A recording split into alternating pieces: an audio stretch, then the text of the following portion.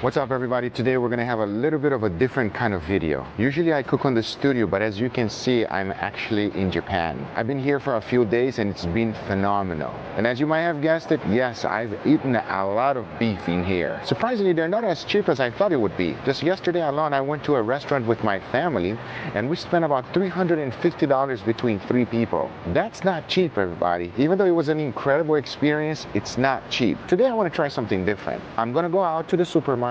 I'm gonna buy all of the wagyus they have available here. I'm gonna bring you along with me, and most importantly, I'm gonna cook it in the hotel. But hopefully you enjoyed this video, as I'm gonna show you the entire experience of buying and cooking wagyu in Japan. Enough talking, let's head out.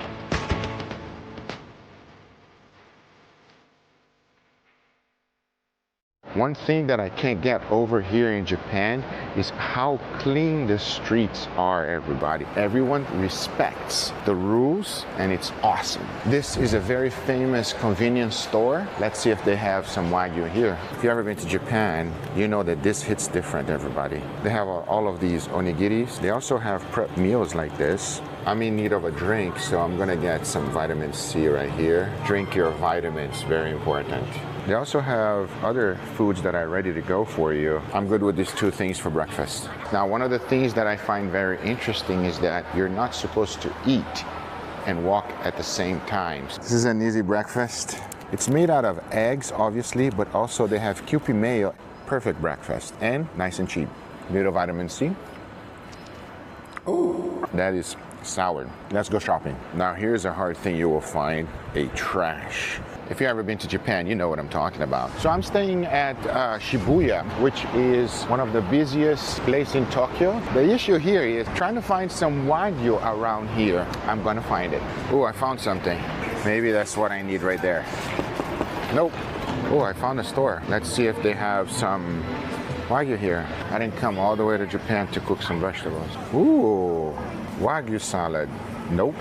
Mushrooms. It's not easy to find wagyu here in Shibuya, everybody. It's so easy to get sidetracked. Pikachu. Oh, must stay focused. So check it out. If you want to smoke, you got to go inside of a pod. Good thing I don't smoke. What the hell? What is that doing over there? Wrong country, bro. Just kidding. So many different shops here, but I can't find what I'm looking for, which is a supermarket. I think that's it. Found a grocery store. Now let's see if we can find some meat. Here we have some ground beef. We also have ground chicken. This is actually cheaper. Now we're talking. 100 grams, 2,000 yen. This one is already prepackaged for you. Here's something that is not very common in the United States. Beef tongue, and to be specific, wagyu beef tongue. They even have wagyu burger patties. You know what I need? A cart. Mangoes. Oh my god, the 3,000 yen mango. Oh my god, it smells so good. I also love melon. That melon is so expensive. I want to eat the melon. Arigatou gozaimasu. You stay right there, you expensive melon. Okay, so here there's a lot of variety. They have the sirloin. I think that's the flat iron. They just cut it that way. And here they have some more other cuts. Can I have this one here? Okay. Okay. Okay. Arigatou gozaimasu. Oh, look at this one. Oh, this one looks good. This one has even more marbling. Can I have 100 grams? Ichi-ni-san. Arigatou gozaimasu. This one. This is A4? A4. Okay. I take this one. Yes. This is also A4? A4. Okay, I take both. Arigatou gozaimasu. So far I got like 4 or 5 steaks, but my kids can eat like maniacs, so we gotta get some more. My pans are not that big, so I think making some sandwiches is gonna be perfect. I think that's not enough wagyu. We gotta get some more. 3, yes. Yeah. I'm taking that. Just so you guys don't say that I don't buy anything green, I'm gonna buy something green to be healthy. Green onions, let's go with this one. They also have a variety of seafood here that is insane. Absolutely insane. What in the world is, it's like pineapple jelly. I gotta say everybody, this store is awesome. But I changed my bread. I got a different kind of bread. That way I can slice it as thin as I want. I got all of my wagyus ready. Let's head on back, pay for everything. Let's eat. And by the way, if you're not in the mood to cook the food yourself, they got everything ready for you. Take a look at the sushi. Arigatou gozaimasu. We are ready. Convenience store. Nope. Stay focused. Nope. I couldn't help myself. Had to get another one. So freaking good. All right, let's cook. Woo! I'm back, everybody. Oh, but as I was walking back, I found a little snack. Seriously? A French fry? Oh my God, so much money for this. Let's see. Oh my God, good! That doesn't taste like a potato chip. It just literally tastes like artificial flavor to the max. This one was a disaster. I don't recommend it. Let me show you what I'm working with here. This is all I got right here. I was able to find a pan. We have an induction burner here. I have a cutting board. I got butter knife, but I don't have any steak knife. Just kidding, everybody. Shout out to my friends at Dow Strong. Thanks, Dow Strong. Let's cook some wagyu. A little bit of salt, black pepper. Now into the pan. This is one of the reasons why I didn't put the wagyu fat, because look at that. It already has plenty of fat, everybody. There's no need. As you can see, this one got already a nice little crust. Sometimes it's actually okay to overcook the wagyu a little bit and not have it medium rare, but have the actual fat render nicely. It's not medium rare because it's extremely thin, but the crust compensates for everything. Ah. That is money. Now that's money, dude. And that's just the first one. Toast the bread. Got that residual wagyu fat in here. Just a tiny bit. Now I'll be using this one to make the sandwich. Again, really trying to make sure that this thing renders the fat. This one I want to get a nice golden brown crust, but I'm also going to leave some pinkness. I'll stop cooking it. Tiny bit of mayo. Some wagyu there. This one less crust. This one with some pinkness in the middle. Top bun. Money, dude. Oh my God. Oh my God. Wow. The Kewpie mayo brought up some saltiness, but in all honesty, you didn't even need it. Lord have mercy. Wow. You know, the Japanese have the katsu sando, and they normally do it with wagyu and they bread it. But I'll be honest with you, a tiny bit of mayo, this wagyu cooked right away. It's one of the best experiences you'll ever have in your life, I promise you. But I'm not done yet because I'm gonna try another piece of steak. This one I'm gonna make a little bit more rare. I'm gonna call it tiny bit of Dijon. I'm gonna add a tiny bit of Japanese mayo. And I add some chives on the bottom. Let's go ahead and slice in the bias. We're gonna take this one a little bit more rare so that I can have a full experience of the doneness spectrum. And that is gonna be my lunch. As you can see, we got nice medium rare.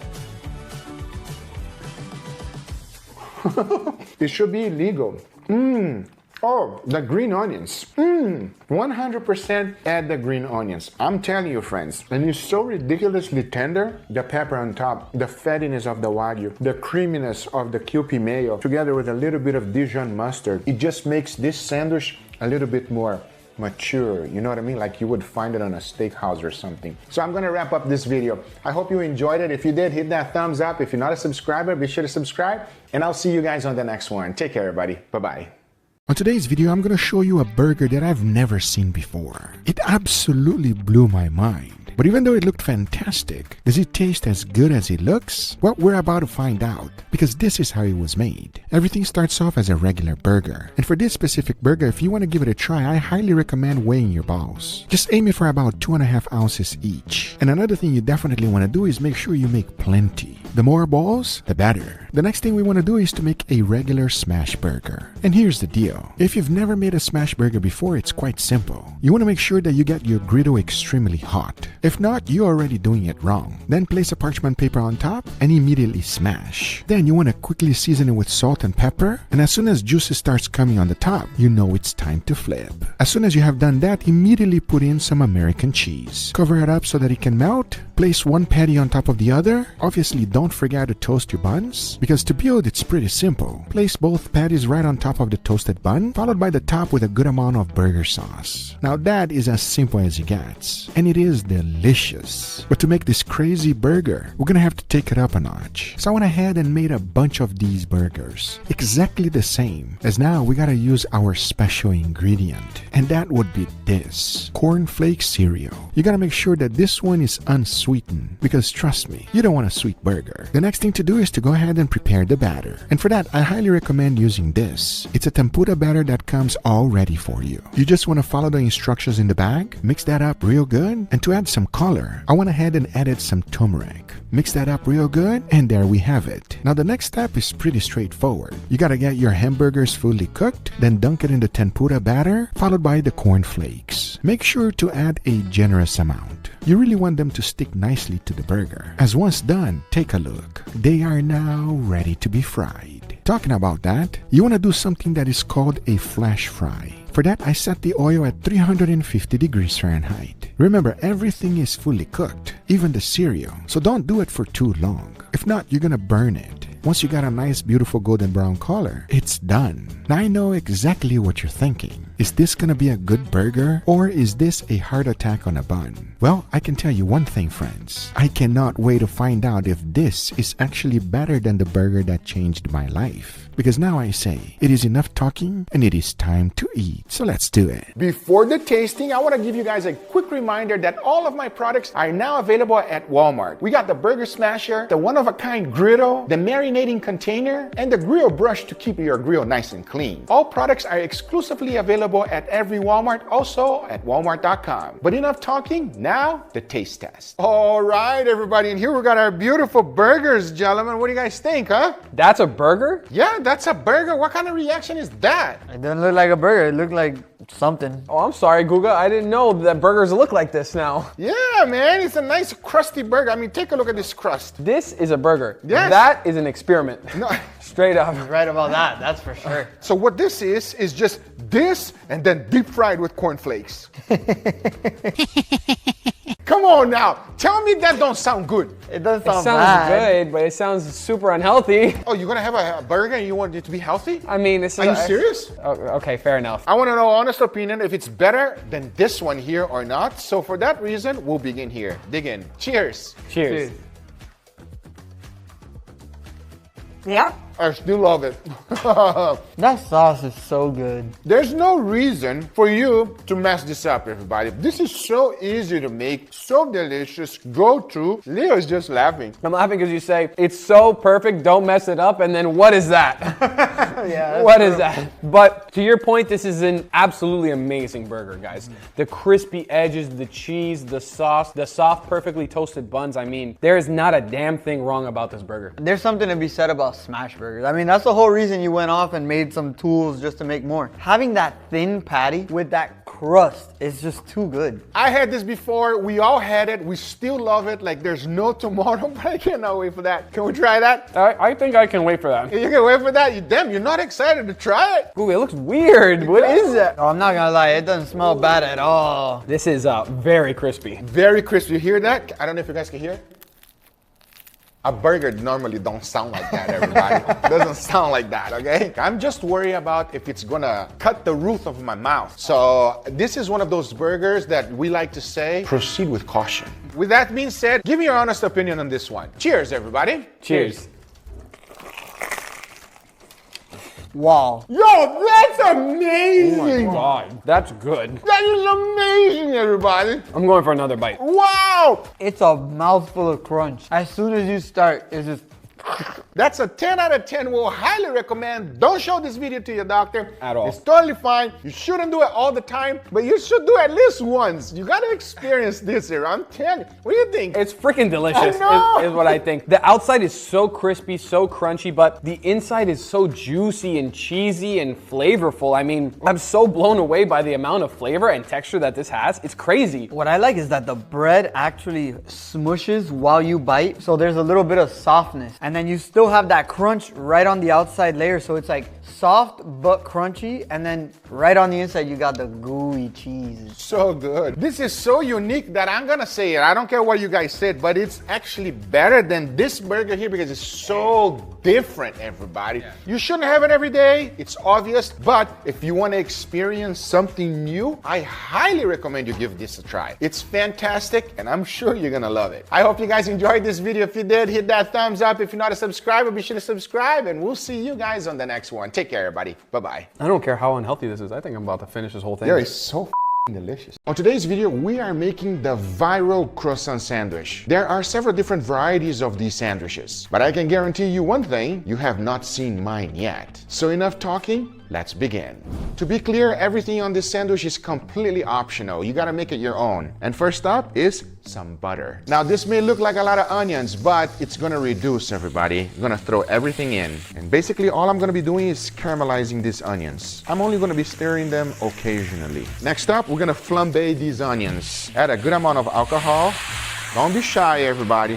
And then you wanna ignite the vapor.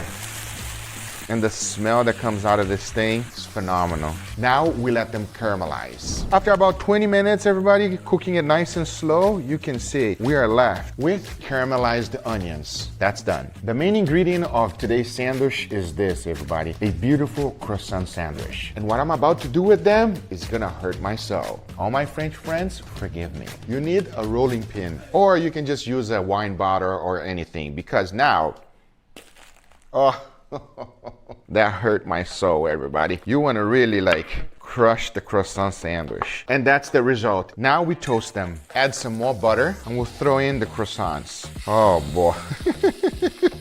Now let's not make the same mistake Gordon Ramsay did, which his pan was too hot and he burned the sandwich, everybody. We want to get a nice crust on this one here, but nice and slow, you know. Don't burn your bread. Worst thing you could do is burn your bread. Oh, we're already getting some color. Now I'm going to lower my heat as low as possible and we'll drizzle a little bit of honey, everybody. Now the honey is going to give extra flavor, but it's not going to get like a crusty crust, like a creme brulee. Oh my God. I was gonna add MSG, everybody. Don't add MSG. It looked like sugar. Got the right ingredient now. I'm just gonna sprinkle a little bit, tiny bit. Gonna press it down, caramelize those sugars. It's looking nice and golden brown. A good caramelization.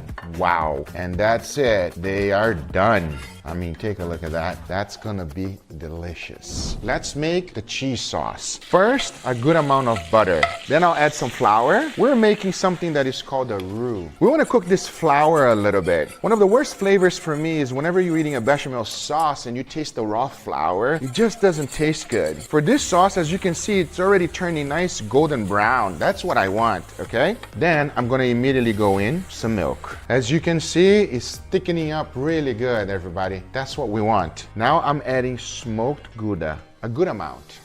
This cheese sauce is gonna be marvelous. And here we have the leftover brisket. For this one, I am going to cut it about a 1/4 inch thick. If you could only smell, everybody, this has been smoked to perfection using my Red Tech smoker. I gotta tell you, everybody, this thing is a beast. Simply turn it on with a flip of a button, or you can control it directly from your phone using the Red Tech app. It also holds 3 racks, so you can cook a lot of meat on it. Watch out, because this bad boy gets real hot. This grill will make quick work of any meat you put in here. High quality, easy to use, and with amazing quality of life features. You gotta check it out. But now back to the brisket. Take a look at this marbling. As you can see, this brisket has a nice bark. We have a nice smoke ring. It is wide, so it's perfect for this sandwich because this fat will melt nice and slow, and we're gonna reheat it to perfection. We're gonna treat this brisket with respect. I'm just gonna slightly heat it up, everybody. Not on high heat, nothing like that. Medium heat. Can you hear that? Nice and slow. As you can see, it's starting to melt a little bit of the fat. That's what I want. This is gonna be real good. We got everything ready. Now we assemble. First, the bread. Remember, this is like creme brulee, everybody. Just listen. I'm gonna sprinkle a tiny bit of barbecue sauce, just a tiny bit, followed by the brisket, then my caramelized onions. Now we're gonna go in with the bechamel sauce. This is absolutely delicious. And I learned it all from my good friend, Frenchie. Shout out to you. These are bread and butter chips pickles. They are slightly sweet, and if you've never had them, everybody, I highly recommend. And to finish it up, the crispy croissant. Now that is a sandwich that has to be delicious. All right, everybody, we have our sandwich ready, and I got the two barbecue kings over here, Joe and Jeremy from Mad Scientist Barbecue. Thank you for being here. Good to be here. Now remember that brisket we cooked yesterday? This is the leftover. We're gonna put it to good use. This is a viral sandwich that it's all over the place, and it's all about this crust. I think it's better just to shut up and eat and see how good it is or bad it is and if it's worth it. All right, dig in. Let me know. It's a serious sandwich. Yeah, I know. Wow. That's amazing, everybody. That's so good. You're getting like different textures. You're getting actually the bark of the brisket, even through that crusty bread. So you're getting sweet, salty, savory, a little bit of sour from the pickle. Then you get the texture on the outside. So good. I'm used to having a lot of leftover brisket sandwiches, but never one like this. Because you normally don't put like cheese on a brisket sandwich. You normally from like a typical barbecue restaurant. Right. I wasn't gonna put like American cheese in there. You know, I always get too much hate if I put it in a sandwich. Well, first of all, I legitimately love this sandwich. I didn't know if I would actually like it. I thought maybe it's too rich, maybe it's too much stuff going on, but the things are there, but in balance. You have texture on the outside of the croissant. There's a little bit of sweetness, and then with the meat from the brisket, you get kind of the smokiness and the juiciness of the brisket in the background. And then I agree with Joe. I think the bechamel is the key that makes this whole thing work. It's so good. Biggest question. How many calories do you think this has? Oh my God. I think the croissant by itself, 1,000 calories. Yeah, and then the bechamel on the inside. Oh, geez, I was gonna guess like 1,800 for the sandwich. No, are you crazy? No. You know what, everybody? Let's not talk about that. Just don't tell your doctor. Just enjoy it. Don't tell your doctor. Joe approve? Oh yeah. 100%. This is amazing. Thank you. Wow, it's not my invention, but the brisket is ours, so I guess we can say we all did this sandwich together. We all had a part. Yeah, exactly. I recommend it, everybody, and if you don't have brisket, go cook one first of all, okay? And then put brisket on it. But it's such a good sandwich that you can make it with many different other things. I hope you guys enjoyed this video. If you did, hit that thumbs up. Don't forget to go check out Jeremy's channel. It will be on the link on the description. And so will my friend Joe as well. Go give them a follow. They are great guys. And I'll tell you one thing, they know their stuff, especially if you love barbecue. Thank you guys so much for watching. We'll see you on the next one. Take care, everybody. Bye-bye. Thanks Strong for sponsoring this video. On today's video, I'm going to show you why you should stop basting your steak with butter. Why? Because you are spending money that you really don't have to. It's going to be cheaper. It's going to taste exactly the same, maybe even slightly better. And here's how. And we're going to start with two beautiful steaks. As you can see, these are ribeyes. They have great marbling on them, and it is exactly what you're looking for whenever you're buying steaks. For the seasoning, I'll keep it simple. A good amount of salt, followed by freshly ground black pepper and garlic powder. Now, since we have two identical steaks, let me show you how this works. The first one, I'm going to cook it the traditional method. You want to go ahead, add a little bit of oil to the pan, get it nice and hot, and immediately start searing it. Once you start getting a nice crust, add butter, garlic, and thyme right away. As soon as the butter starts melting, you go ahead and you baste your steak. Baste it really good. Once the internal temperature is reached, your steak is ready. The second steak, on the other hand, starts the same exact way. But you're going to cook the steak all the way through, but no basting at all. Just make sure to get a nice crust, and once it's fully cooked to temperature, there we have it. Here are both steaks. One has been basted with butter, and the other one has not. But the second one still need a little bit of special treatment. Let me show you. Into a pan, I added the butter and melted all the way, followed by the thyme and garlic. Then you want to cook this up and brown the butter. You see, here's the deal. What makes butter basting taste so good? It's these browns bits that you're left whenever you're browning the butter. This is delicious. And whenever you're basting your steaks, these little pieces get stuck on the crust. And it is the reason why basting steaks taste so good. But most of the rest of the butter just go to waste. Now the key here is this. Once the butter has been browned, you want to go ahead and save the whole thing. And I'm going to show you how to use this real shortly on the steaks that are now resting. Because I'll tell you one thing. My guys are hungry and they can't can't just eat steaks, so I went ahead and made a simple side dish. This looks really fancy, but trust me, it's not. And most important, it's super simple and easy to make, and here's how. The first thing we're gonna need is burrata. Nowadays, you can find it everywhere. Next up, into a bowl, you wanna throw in some flour, followed by garlic powder, paprika, salt, and water. Now mix everything up, and this is the batter. It's that simple. As you wanna go ahead now and dunk the burrata in there. Just make sure to get it fully covered with it. Then we're gonna put it directly on breadcrumbs. Make sure to cover the whole thing with it. And if you want an extra crust, repeat the process once again. Double dredging it will get a nice thick crust. And trust me, that's what you want. As now that it's ready, the only thing left to do is to go ahead and deep fry the whole thing.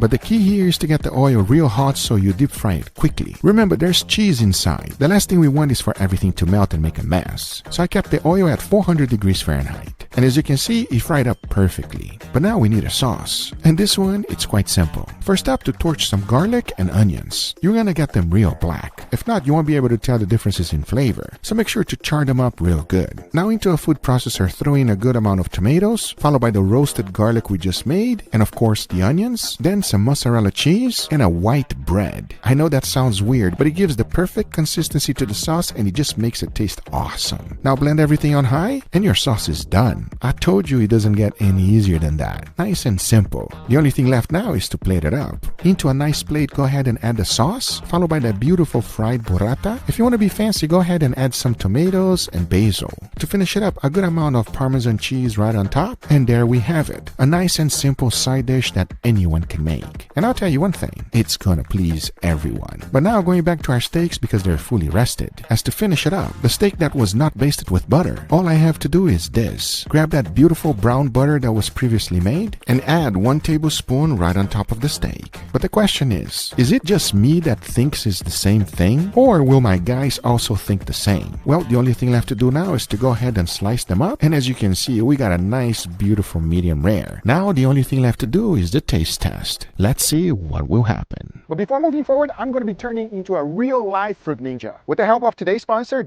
Strong. I'm going to be testing Strong's Spartan Ghost Series Chef Knife, their sharpest and highest performing blade, to see how many fruits and veggies I can conquer. So let's begin.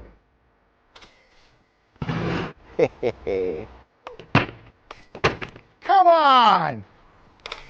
Yeah! Like butter. Too easy. I'll be honest, this is extremely precise and sharp, but say hello to my little friend. Time to use something bigger. Dragon fruit. Watermelon.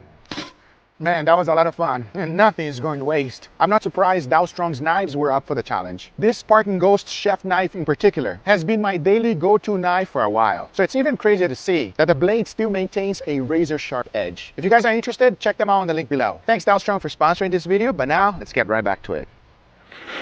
All right, everybody, and here we got our beautiful steak with a nice fancy side dish for the Guga channel. Most of the time on Guga channel, we get some weird foods. It feels nice to have a good, nice steak. How about the side dish? A little fancy and everything. Look at that. No, that looks fantastic. Fair enough. Now, here's the deal. There's 2 steaks here. I want you to tell me if there's any difference between them or not. They should both be delicious. At least that's my hope. But you let us know how it is. Sounds like a plan? Sounds like a plan. We're going to start here. Dig in. Enough talking. Cheers, everybody. Cheers.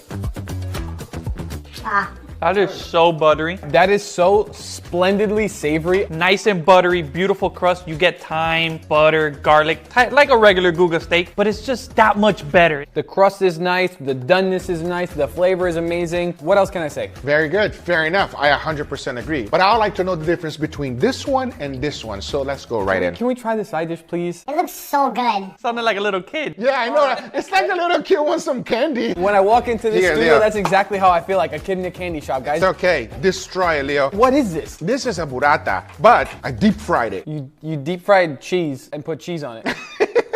Now that you say it like that, yes. I have now one make sure you minor got a little complaint. bit of the sauce. What's your complaint? I have one minor complaint. I'm always on the videos that has something to do with cheese, and I'm lactose intolerant. Why do you do that to me, Guga, huh? On purpose. I think if Guga puts a lactose intolerant person on a cheese video, that means he cares about him. I know you used to do that with my mom all the time. That's right. That's how much I love you, 2K. Oh, wow, thanks. Enough talking. Let's give it a go. Cheers, everybody. Cheers. Dude. It might be cheese, but I ain't complaining. That's so good and it's so easy to make. What do you think, Leo? The burrata is perfect. It has a great, wonderful crust that's not too greasy or soggy or nasty like that. But what surprises me the most is the sauce. That sauce is very flavorful. It's almost like tomatoey, kind of like a butter chicken almost. I really like it. It's fantastic with this side dish. This is really good and gonna send 2K straight to the bathroom. Leo is right. I am going straight to the bathroom. But if you give me the choice, I would eat this entire thing by myself. It is delicious, easy to make, and it is phenomenal. But can we now jump into the next steak? Enough talking, let's give it a try. Cheers, everybody. Cheers. Did you just give me the same steak twice? What? Is there supposed to be a difference? Tastes the same. Tastes the same. Are you sure? I think so. Is there supposed to be an experiment here? Yeah. No. I don't see the difference between this one and the last one. Try the other one, because maybe you tried this one here. Maybe it's a mistake. Go, try it. Try it together. Tastes the same to me. Wow. It's the same steak. Same steak. They're both really delicious. I cannot tell if there's any type of different technique or flavor or anything with it. It tastes like the same exact steak to me. Well, that just proves me right, everybody. This steak here has a lot of butter. This steak has almost no butter whatsoever. I know it sounds confusing, but they get it. That just lets you know, everybody, save your butter. Don't use that much butter whenever you're basting your steak, because you can get the same exact results by doing this. Save your money, everybody. Buy more steaks, and you're gonna have better results in the end. I hope you guys enjoyed this video. If you did, hit that thumbs up. If you're not a subscriber, be sure to subscribe. Remember, everything I use is always in the description down below. Thank you so much for watching. See you guys on the next one. Take care, everybody. Bye-bye. Today we are making burgers. You guys asked for it and we're gonna make it happen. I'll be showing you why my burgers are better than most. That's right, you're about to see the incredible method I use to cook my burgers. And before I show it to you, I got the biggest announcement I've ever made in this channel. My cookbook.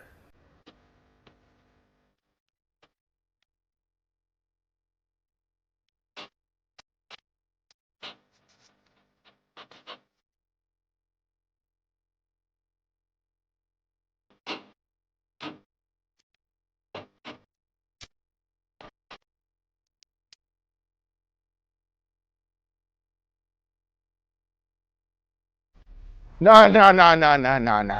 We are not doing that. This is gold. The book is called Guga, Breaking the Barbecue Rules. It's available for you to pre-order right now and it comes out on April 25th. I worked really hard on this one, everybody. Putting everything I've learned over so many years of cooking to really find out how to get the best results. You will find awesome grilling recipes, side dishes, and just overall amazing dishes you can create at home. I've broken the rules of traditional cooking so many times. I experimented so you don't have to. This entire book is everything you've ever asked me to do. There are 100 recipes including steaks, barbecue, burgers, sandwiches, side dishes, and special dishes we all love. So go to the link on the description and be the first ones to get the book. So much work has gone into this book and I know you'll love it. Thanks again for your incredible support. Now here's the reason why my burgers are better than most. First, number one thing is safety. Now I have these nitro gloves right here. Now I do something to my burgers that most people don't do, and that's called a burger hay. Just like they have wok hay, like Uncle Roger says, I have burger hay. That's why my burgers taste so good, and I've never talked about it in the video, but you're gonna watch it how to do it today. Instead of just putting the gloves by itself, what I like to do is put some extra protection. Always protect yourself.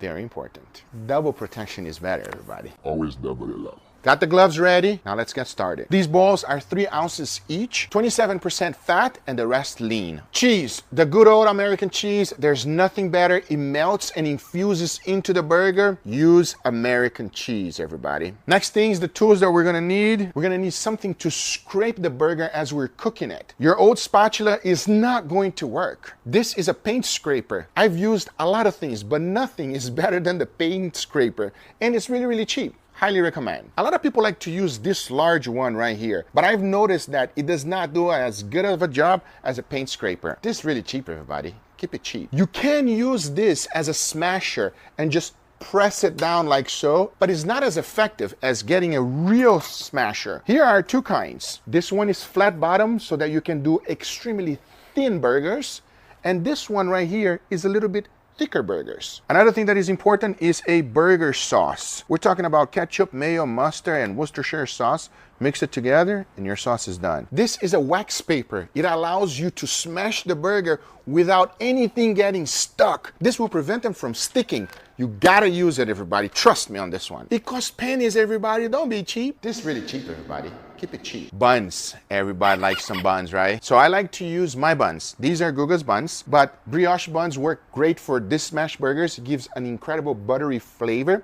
But the recipe will be in the link in the description down below if you want to make it from scratch. Okay? Now this one is probably the most important part of them all. It's the griddle. It is important that you do not use a non-stick griddle. It has to stick. If not, the crust won't be as good. This is 100% cast iron. We want to get it as hot as possible, everybody. So hot that we want to almost burn out the seasoning from it. Now this right here, you can use anything. It's basically a cover to steam up the cheese. When we flip the patties, I will immediately put a cheese right on top. And I just use some type of cover to ensure that I can trap that steam and get those things nice and melty. That's what you want. Melty cheese, important on a smash burger. Enough talking, let's get the ball rolling right now. All right, so first thing we want to do is turn it on.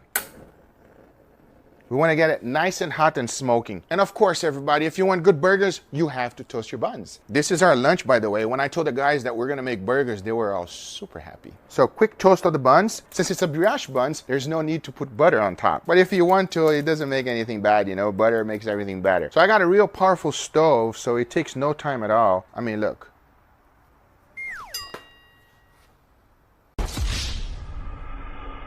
Let's try again.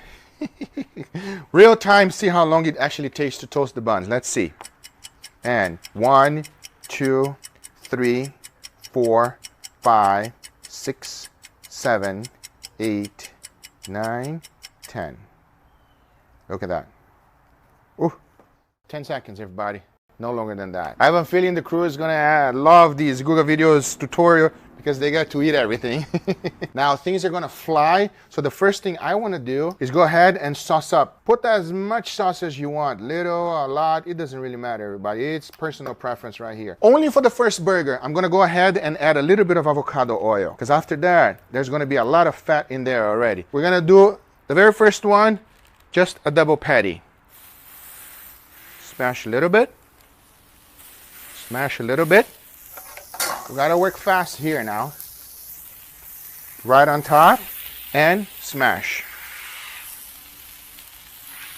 Why I use protection? I can just pinch it, no problem. Smash. This one is not an ultra smasher, it's just a regular smash. Done. This goes down. Little bit of salt. Little bit of black pepper. Look, burger haze are almost coming already. See the burger hay? This is what I'm talking about. So burger hay is basically the oils that are being burned on top of the griddle. And those oils get a smoky flavor and infuse inside of the burger. That's why it tastes so good. Same thing happens with the wok. And it's just producing an incredible flavor that it's almost impossible for you to replicate without doing that. So here's what we're gonna do. Scrape the burger all the way around. It's ready. Now we're gonna do a quick flip. Now watch the hay. See that? Put it right back there in the middle. Let it calm down. Do the same thing with the next one. And it will stop. Take your time. See? Just gotta be patient. Don't freak out. Don't go, ah! You'll be fine. I'll put these burgers right over here. First cheese goes in. Second one goes in. Immediately grab that cover and lower the heat. And we're gonna give it 10 seconds. That's it. Look at that. Nice melted cheese. That's what we're looking for. Now what I like to do, grab one burger, put it right on top of the other burger, scrape that. Now this burger, come over here, Angel, so they can see. This burger will be super smoky, will be perfectly crusted and extremely cheesy. We just gotta crown it up. And there's our burger. There you go, 2K, enjoy it. Thanks, Guga. That's right. Yeah, you see? I feed my people, everybody. Always feed your people. I'm jealous. Next one. The first thing you got to do to go to the next is clean your tools. Scrape the griddle as well. Now look how it's oily right now. There's no need for me to add more oil. My tools are ready to go. Let's do this one as a little bit more ultra smash, okay? Parchment paper right on top. Ultra smasher. If that happens, because it's hot, this is why you wear gloves. Now, when you do a super smash, it will go a lot faster. Now, we got to move quickly because these are super smashers. Season it with salt, a little bit of pepper. Look at that. It will give me no break at all. Time to flip. Now, we're going to get that burger hay. Very important. If that's happening, we're going to immediately put our cheese. As the hay is going down, cheese go in. Look at that. And put the cheese in the middle, nice and neat. Don't forget about that cover. As that's happening, I'm going to sauce my bun real quick. Little chaotic, just like a burger joint, right? That's done. This is done now. Yep, pretty happy with that. We're going to grab this one right here, which is extremely melted. Put it on top of the one that is not fully melted. Grab both, and we'll go right in here for Angel's sexy shot to make sure that Angel is happy with his shot. Put it down, nice and neat. Crown our burger, just like that. Oh. That's how you make a smash burger. Guga style, everybody. A little smokiness, melted cheese. Just perfect. All right, Leo, you recorded it. Tell us how it tastes. Go for it. Cheers, everybody. Oh my God. Uh-huh. Good? Good. Killed it like always. Now we're going to make another one for Angel. This one, we're going to do a triple. Let's go. Now I got a very small grid over here, but that's fine. We're going to make it work. Okay? Got 1, 2, 3. Season it real quick. A little bit of salt, a little bit of pepper. And by the way, these burgers will never be medium rare. They're too thin. So the trade-off is getting an amazing crust. It's all about the crust. All right, these are ready. I'm going to go ahead and flip. And the burger hay. Beautiful. Second. Yes, sir. Third. Yes, sir. I'm going to go ahead and sauce my bun. Angel like the fire. Did you notice? That's all you like, huh, Angel? You like the fire, huh? The fire is the best. I know you're a fireman. Let's go ahead and put our cheese. See how things came down? You just got to be patient and definitely do this outside. You don't want to do this indoors, everybody. Now let's melt that cheese. And we cover it. Now for this last one, we're going to split it in half so you can see what it looks like inside. Let's go. Lower that temperature. Whichever one is less melted is going to go on the bottom. So we'll grab the first one. We'll put it right here. We'll grab the second one. We'll put it right on top of that. We'll grab the burger stack. Ooh, and you're about to have a good day. And we'll put it right there on the top. Make sure it stays up. Beautiful. And we'll crown the burger. Oof. Let's slice the last one, yeah? Oh my God, I only wish you could smell it, everybody. And still have a little bit of medium rare. I mean, come on. Come on. Wow. That is a Guga smash burger. Thank you. It's hot. Huh? So good, right? So worth it, everybody. There's something very special about the burger hay, everybody. The smokiness you get is unlike any other burger.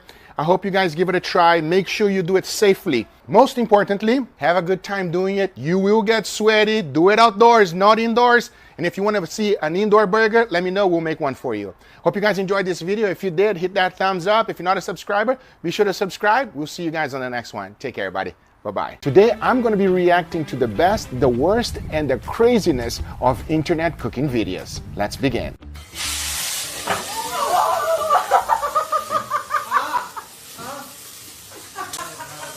What the heck was that? Oh, okay, they're eels. Those things are powerful and they don't stop moving. Even after you dispatch them, they keep moving it around. Why would you throw the whole thing in the pan like that? You have to dispatch them first. Come on, man. I've been cooking steaks wrong for years. Don't fry steak like this. Why not? Do it like this. That has to be a joke. Why would you do that? For what reason? What was the reason? Like, there's no reason for you to do that. Get yourself a nice cast iron pan and cook your steak. Or better yet, get yourself a nice grill. But if it's cold outside and freezing, then go back inside and maybe even cook it on the air fryer. But don't do that, everybody. It is an accident waiting to happen. I'll tell you that right now. And how are you going to baste butter and put all your seasoning and then you got to clean that stove up? That is just a complete disaster. Nice way to tenderize your steak. Wait a second, that's my video. I put mac and cheese on a steak. For some reason, putting mac and cheese powder on the steak, really, really nice. Nice. He's gonna sous vide it on a rice cooker. I've done that. Yes, it works.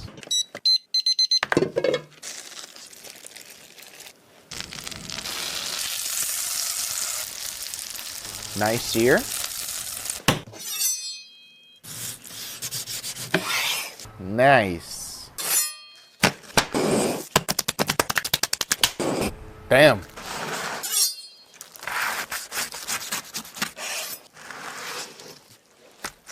That is going to be delicious, everybody. That steak sandwich is going to be absolutely incredible. What do you got here done? Hey guys, you know, I want to teach you guys. Oh, it's Iron Chef Lee. Used to watch him on the Food Network all the time. Let me know if you guys know him. Make the best steaks. I know some people live in the apartment building, don't have barbecue. I'm going to show you how. Perfect steak, children, listen. I have shallots, garlic, and some fresh thyme, room temperature butter. Usually I like thyme and garlic, that's it. But shallots is actually good if you're gonna eat it. I also have some white pepper. White pepper, huh? Interesting. Crush it. Oh shit, I forgot it's fucking salt. Okay, I forgot the salt. Okay. White pepper, salt. Now I'm getting what I talked about earlier, room temperature butter. Why is he putting the butter right now? That's not the time. Butter burns, everybody. If you put it right in the beginning, bad idea. A frying pan. This frying pan is cast iron. White people walk. Thick. You see how thick it is? Yes, you want a nice thick pan so that it retains the heat, and whenever you put the steak, the heat does not go all out.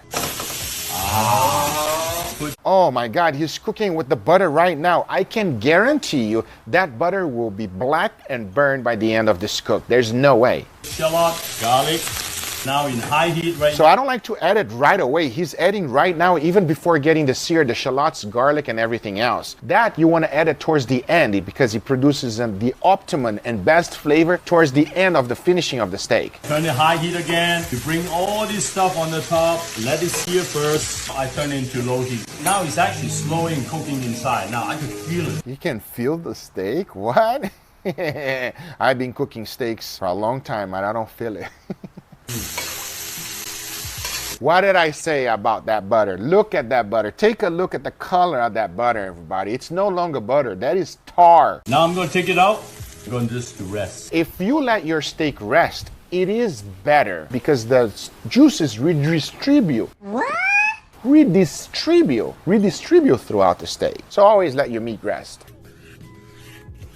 You know what sauce? I mean, even though the butter burned, I still think it's going to be delicious. And he is an Iron Chef. It is perfectly cooked, everybody. Perfectly cooked. I'm going to add my chicken, and if the bubbles start to form around it, that means we're good to go. Before he adds his chicken, I can tell right away that there is too much oil on the pan. Now realize that you put in way too much fucking oil. Okay. Now, when this happens, you took out your protein, you need to let everything come down. Don't touch it, leave it alone. The worst thing you can do is to pick it up and let oxygen on the heating element, things are gonna catch on fire. Remove. What did I say? What did I say?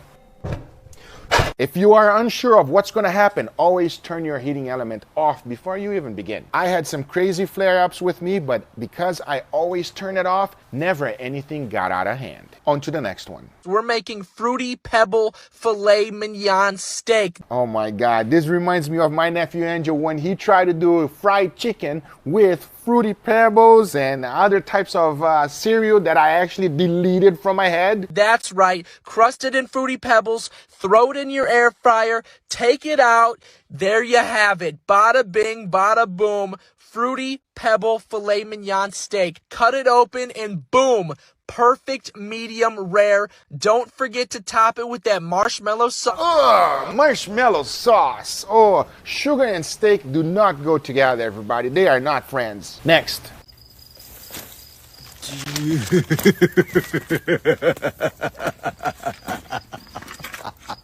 I don't understand why he's laughing, but I'm laughing at the same time. This is the problem with this kind of grill, everybody. If it is not secure, then it's difficult to be manageable. You have to ensure that your grill grate is secure before you even start cooking. If not, it's going to be a total disaster, especially when you're cooking over live fire. Don't be afraid of the fire, everybody, but always use protection.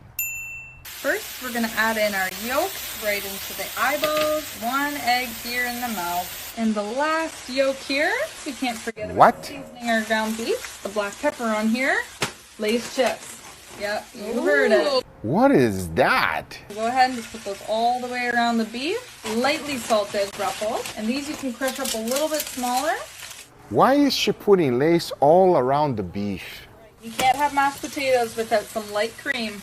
So we're just going to gently pour that in. What would mashed potatoes be without butter, honestly? That is true. Mashed potatoes and butter are the perfect combination. Now we're going to just place these butter slices all the way around the pan. We need some parsley, and we're just going to place it gently around our beef. I don't know why these eyes are all red, but His eyes are all red because you're making it cry. The meat is literally crying. All right, let's see if they're turning into mashed potatoes. That is no way that that's going to turn out mashed potatoes. That's going to be some soggy stuff. Just to get them even thicker and creamier, we're going to add some of this tri-blend cheese. Now we want the cheese to melt, so we're just going to put the lid on this for a while, let it steam up. This has been in here quite a while. Wow. Oh my God. Oh no, what is that?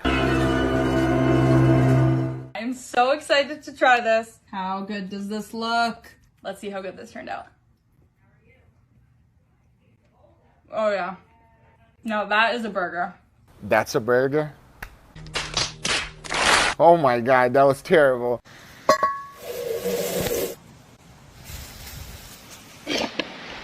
What is he doing? Trying to like show his knife skill or something? Ooh, that's a lot of butter. Ooh, that's a lot of butter.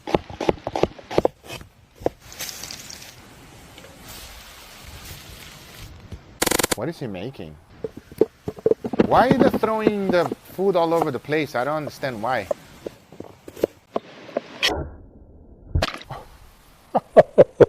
Notice half of the potatoes went down and the other half went into the bowl. The dog was cute.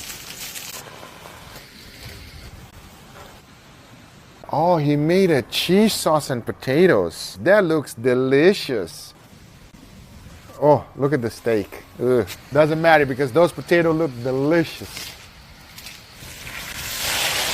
Ooh, nice.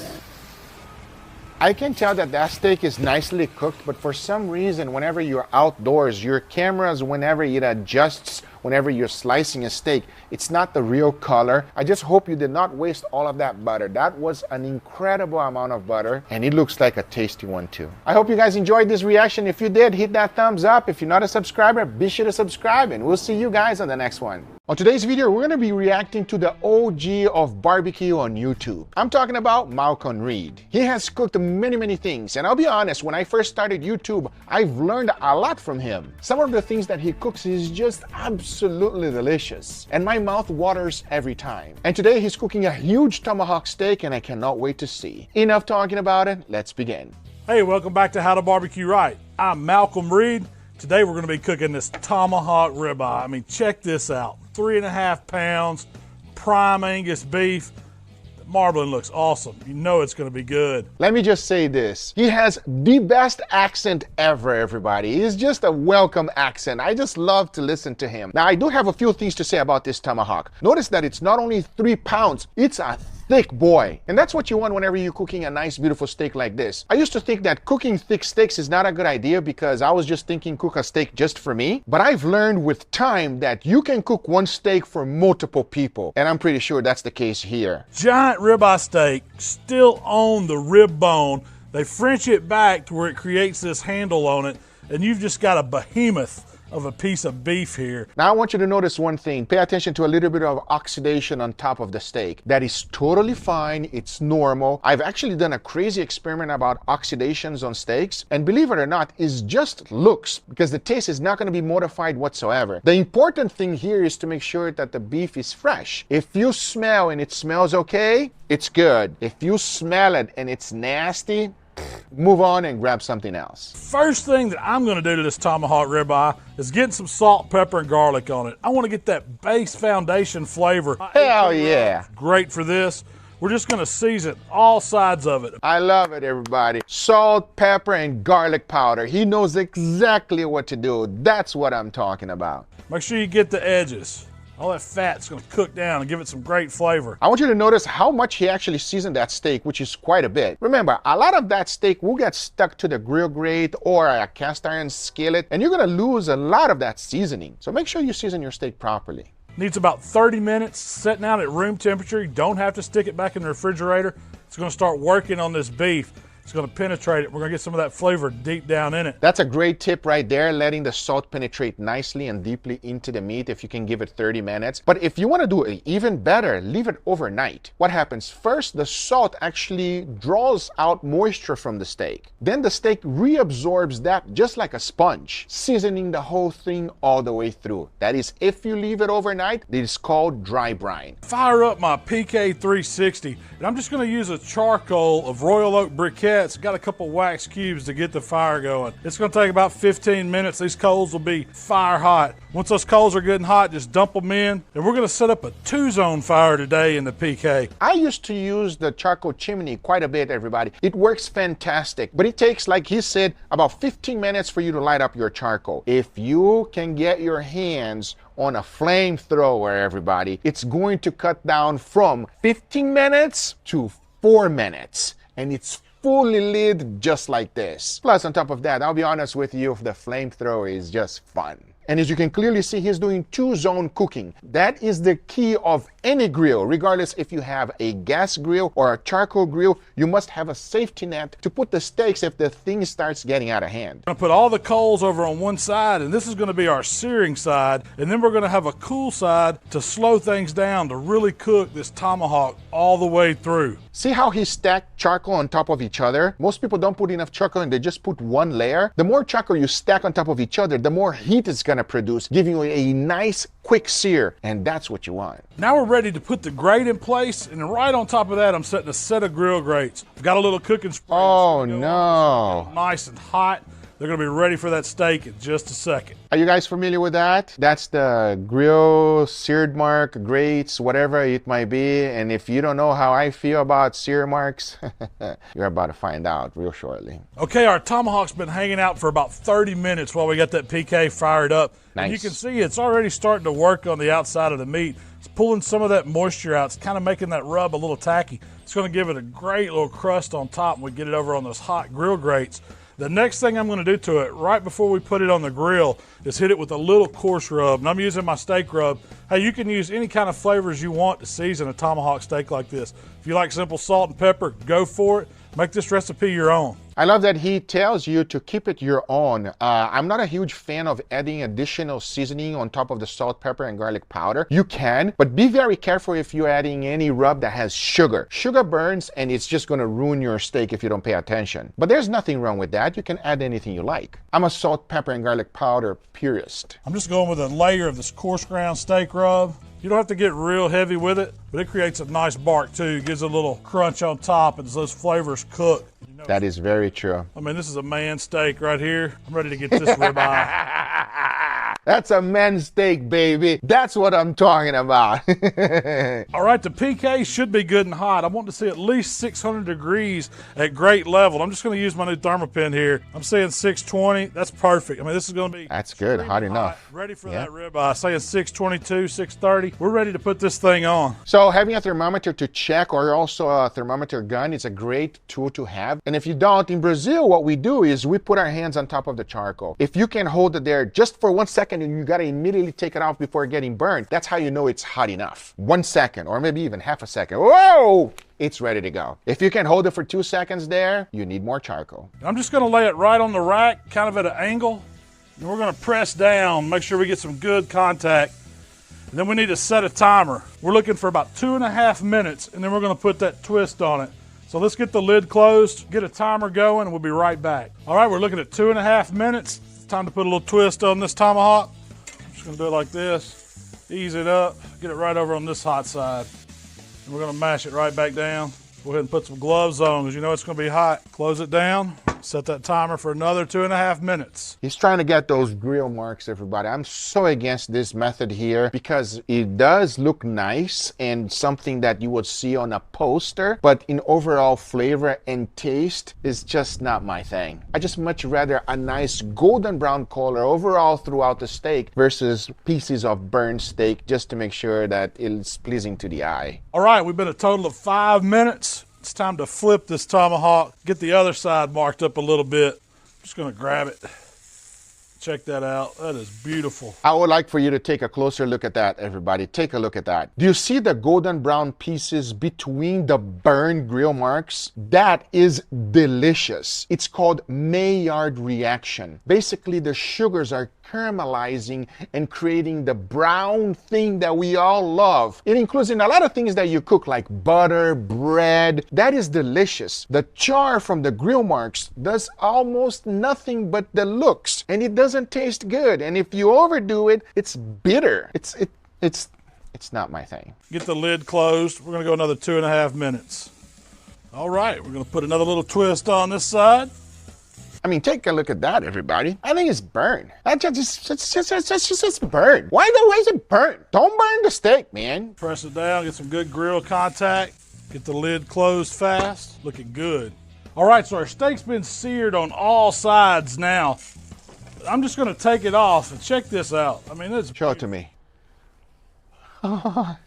Makes me mad, everybody. Makes me mad. Look at it. Look between the burn marks. I mean, no.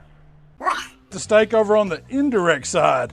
We're just gonna lay it over here, let the bone hang out, that's okay. That's fantastic, he's cooking it in indirect heat. So what I would have done differently is I completely get rid of that grill mark, tool, griddle, whatever you wanna call it, okay? Then instead of having the steak there for 2 minutes and 30 seconds like he said, I would do it for only 30 seconds each, flipping constantly until I get a visual cue of a nice golden brown color that I'm happy with. That will produce a much better tasting steak. I guarantee you, everybody. I promise you it will be better. Another thing that I would do it differently is I would also sear the fat a little bit. He doesn't have that option with that grill thing, whatever it's called, because if he sears the fat there, it's just gonna completely burn. He knows that. So he's trying to use the indirect heat to render out a little bit of that fat. But if you do the flip method, you are actually able to manipulate the golden brown crust of the fat as well. It's right there, the steak fits right on it. And in our bottom drip pan, I'm gonna start melting some butter. Got a little butter going down. Oh,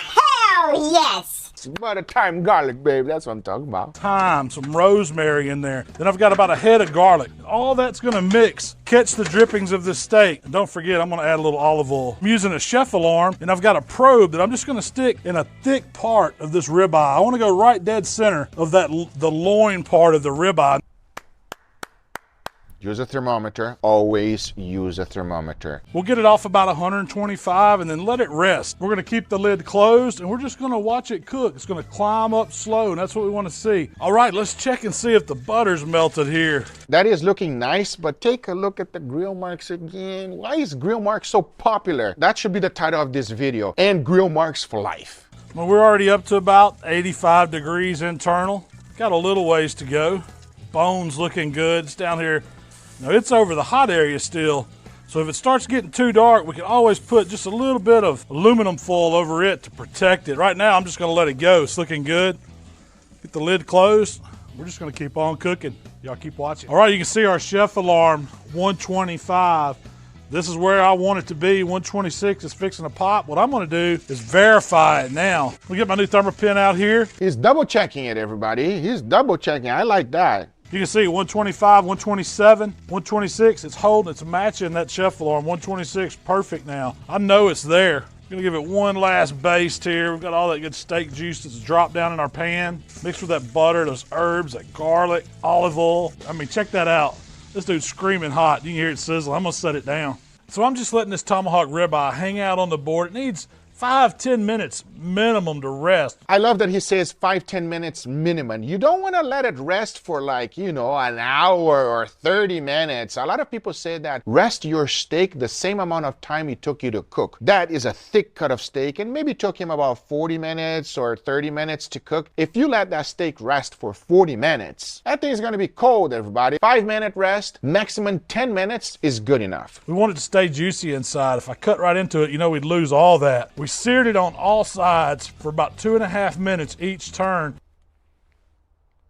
Take a look at that steak, everybody. Notice that where it's actually golden brown towards the edges is better than the middle. If that whole thing was nice golden brown,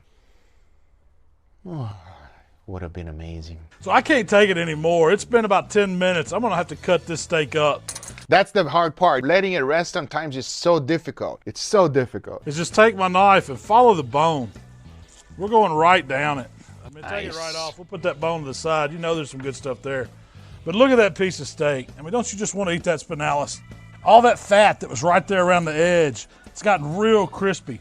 I'm gonna cut it right where we had it probed. So here's what happened there. When he was cooking in indirect heat, it was actually quite hot. You should be a little bit lower temperature to cook it more evenly. That's why the fat is kind of like charred up. That's another thing that I would have done it a little bit differently. Cook it in a little bit lower heat. Let's see how we did. And check that out. That is just beautiful. I'm gonna cut up this front piece. Now I want you to notice one thing here. It looks like it's medium and not medium rare, but that's because of lighting, camera lighting. Whenever you see a video online and you see that there's a lot of blue reflecting, blue is the enemy of red. So it's basically contradicting the colors, and that's why it doesn't look so pink. But by experience, I can tell you that's perfect medium rare. And this is awesome. I'm gonna get a piece right here. I know it's going to be tender as it could be. And then? Wow. That is incredible tasting beef. I mean, it's just got so much flavor. I mean, you get the salt, the pepper, all the seasons we put on the outside, but with a tomahawk like this, you really taste the beef. It's cooked perfect. Damn, I'm salivating right now. I will eat that like there's no tomorrow, everybody. That looks absolutely delicious. Would I do it differently? Yes, you already know, and I already made points out of it. But damn, let me tell you this. That looks incredible. It looks phenomenal. He enjoys the grill marks. That's totally fine. It is cooked to perfection, even though like it looks like it's overcooked because of lighting, but it's cooked perfectly. I can tell immediately, and there's nothing wrong with that steak. That is why Malcolm Reed is the OG of barbecue on YouTube, everybody. If you are watching this video, Malcolm, I would love to collaborate with you, make a video together. Let me know in the comments down below if you guys would like to see that, because this guy here is a hero. He has taught so many people how to do things properly. And even though we might not agree on everything in the grill marks, but besides that, that is a phenomenal steak. I will eat that every single day if I could, everybody. My doctor might not like it, but I would. That is phenomenal. Let us know in the comments down below if you want to see a collaboration happen, because this guy is awesome. Thank you guys so much for watching, and we'll see you on the next one. Take care, everybody. Bye-bye.